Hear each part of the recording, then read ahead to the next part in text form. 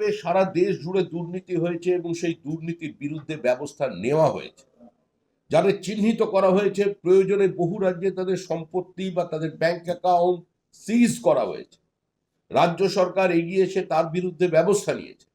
কিন্তু পশ্চিমবঙ্গে এই প্রাতিষ্ঠানিক লুটকে চালিয়ে নিয়ে যাওয়ার জন্য একটা প্রচারের মাধ্যমে, কেন্দ্রের বঞ্চনার নামে, বিমাতৃসুলভ আচরণের নামে আসলে গরিব মানুষের অধিকারটাকে কেড়ে দিয়েছে। এই সরকার যারা মানুষের সামনে আজকে বিভিন্ন সময় বলছেন, তাদের সরকারের আমলে, মানে বন্ধু সরকারের আমলে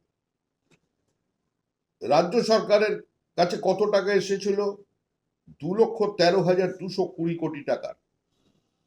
আর তারপরে বিজেপি সরকারের আমলে, মানে নরেন্দ্র মোদীর সরকারের আমলে, এনডিএ সরকারের আমলে এসেছে এখন পর্যন্ত, যখন বন্ধ হয়ে যাবার কিছুটা হলেও টাকা তো পাচ্ছেন, 7,81,302 কোটি টাকা।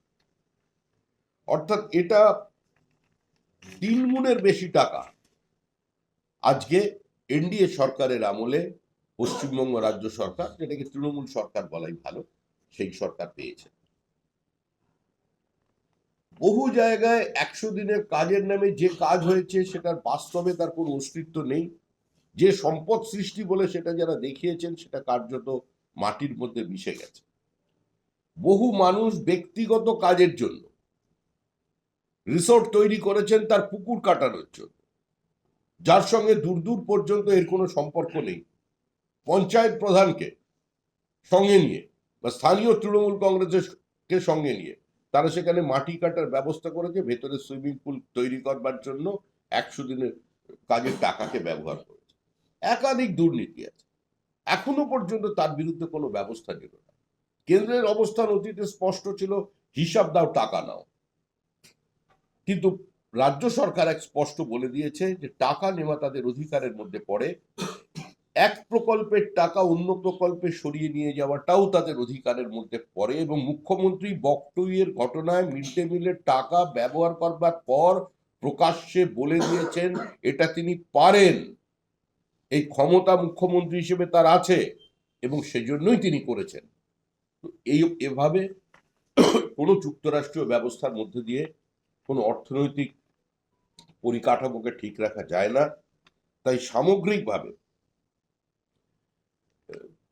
ভূমির উর্বরতা বৃদ্ধি থেকে শুরু করে জল সংরক্ষণ, সম্পদ সৃষ্টি থেকে শুরু করে পরিকাঠামো উন্নয়ন এবং সর্বোপরি আপাত পুরো ফুলপ্রুফ সিস্টেম তো তৈরি করা যায় না, নিশ্চিদ্র কোনো পরিকল্পনা তৈরি করা যায় না, কারণ সেটাকে বাস্তবায়িত করবার জন্য সরকারের যে আন্তরিকতা প্রয়োজন আছে সেটার প্রয়োজন হয়।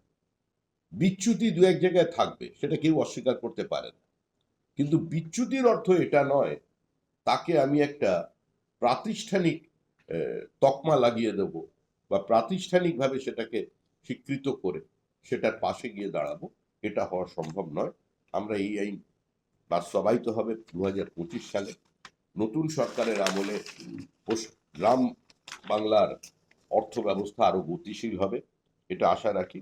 কিন্তু আপাততভাবে 2021-22 সালে পশ্চিমবঙ্গে 1,57,309টি ভুয়ো জব কার্ড ধরা পড়েছিল এবং এটা বেড়ে যাচ্ছে, প্রতি বছর এর সংখ্যা বাড়ছে। আজকে এত ভুয়ো কার্ড তৈরি করা হয়েছে এবং যেভাবে প্রান্তিক মানুষের টাকা লুট হয়েছে, নিঃসন্দেহে এটা পশ্চিমবঙ্গের ইতিহাসে যতদিন মানরেগা কার্যকর ছিল একটা কালো অধ্যায় হিসেবে, ব্ল্যাক স্পট হিসেবে ভারতবর্ষের অন্যান্য রাজ্যের পাশে এটা লেখা থাকবে।